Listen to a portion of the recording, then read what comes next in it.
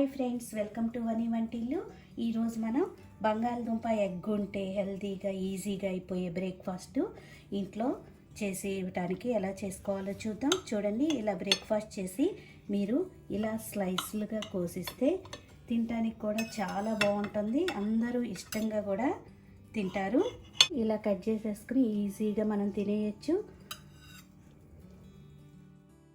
బంగాళదుంప కోడిగుడ్డు ఉంటే చాలు, మనం ఇలా బ్రేక్ఫాస్ట్ రెడీ చేసుకోవచ్చు ఈజీగా. ఇప్పుడు ఎలా తయారు చేసుకోవాలో చూద్దాం. 1 కప్పు బంగాళదుంప ముక్కల్ని పచ్చివి పైన తొక్కు తీసేసి ఇలా సన్నగా కట్ చేసి తీసుకోండి. 1 కప్పు ఆనియన్ ముక్కల్ని ఇలా తీసుకోండి. 3 కోడిగుడ్లు తీసుకోండి.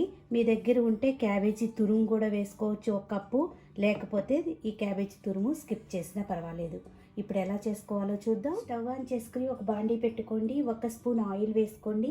ఆయిల్ వేడయ్యాక మనం కట్ చేసి పెట్టుకున్న బంగాళదుంపల ముక్కలు వేసి వేయించుకోవాలి. కొద్దిగా సాఫ్ట్గా అయ్యే వరకు 2 నిమిషాలు వేయించుకోండి.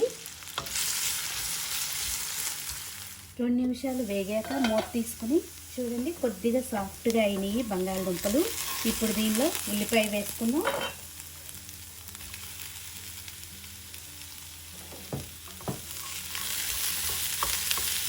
దీనిలో క్యాబేజీ తురుము కూడా వేసుకుందాం.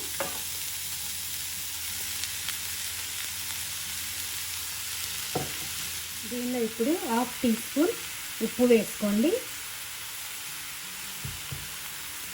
మూత పెట్టి ఒక 5-6 నిమిషాలు దీన్ని వేగనిద్దాం.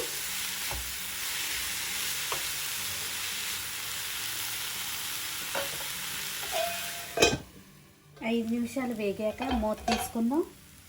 చూడండి, మనకి అన్నీ కూడా సాఫ్ట్గా అయిపోయినాయి.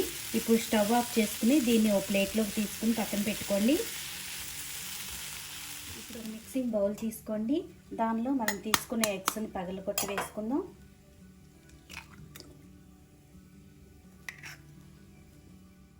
మనము వేయించుకునేటప్పుడు బంగాళదుంపలో కొద్దిగా ఉప్పు వేసుకున్నాం, చూసి ఉప్పు వేసుకోండి.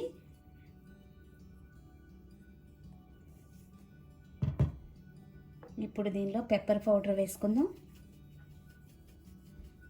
మొత్తం కలిసేలా ఒకసారి మిక్స్ చేసుకోండి.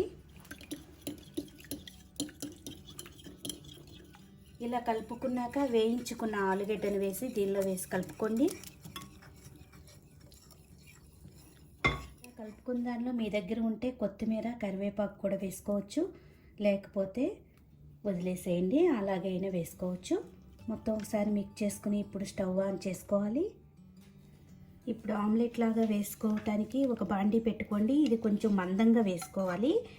1 స్పూన్ ఆయిల్ వేసుకోండి. ఆయిల్ వేడయ్యాక మనం కలుపుకున్నప్పుడు దీనిలో వేసుకుందాం. ఇప్పుడు దీన్ని 2గా తయారు చేసుకోవచ్చు. ఇట్లా సగం వేసి ఇలా స్ప్రెడ్ చేసుకోండి. లో ఫ్లేమ్లో మనం దీన్ని కాలనిద్దాం. ఇలా ఒకవైపు కాలాక రెండో వైపు తిప్పుకోవాలి. మీకు ఇట్లా గెరిటితో తిప్పుకోవడం కష్టమవుతే దీని మీద ఒక ప్లేట్ని బోర్లించి తీసుకుంటే మనకి ఇరక్కుండా వస్తుంది. ప్లేట్లో బోర్లిస్తే మనకి ఈ విధంగా వచ్చింది. ఇప్పుడు స్టవ్ ఆన్ చేసుకుని మళ్ళీ దీన్ని ఈ విధంగా ప్యాన్లోకి వేసుకుందాం. అప్పుడు మనకి ఇరక్కుండా ఆమ్లెట్ రెడీ అవుతుంది. ఇప్పుడు అటు సైడ్ కూడా మనం మూత పెట్టి 2 నిమిషాలు కాలనిద్దాం. రెండో వైపు కూడా మనకు కాలిపోయింది. ఇప్పుడు ఒక ప్లేట్లోకి తీసుకుందాం. చూడండి, బ్రేక్ఫాస్ట్ రెడీ అయిపోయింది. దీన్ని మీరు ఇలా స్లైసులుగా కట్ చేసేసి ఇచ్చేయచ్చు. ఎంతో టేస్టీగా ఈజీగా అయిపోయి ఈ బ్రేక్ఫాస్ట్ మీరు కూడా ట్రై చేసి చూడండి. ఈ వీడియో మీకు నచ్చినట్టయితే ఒక లైక్ చేయండి, షేర్ చేయండి, కామెంట్ చేయండి. మరిన్ని వీడియోల కోసం వని వంటిల్ని సబ్స్క్రైబ్ చేసుకోండి. Thank you for watching.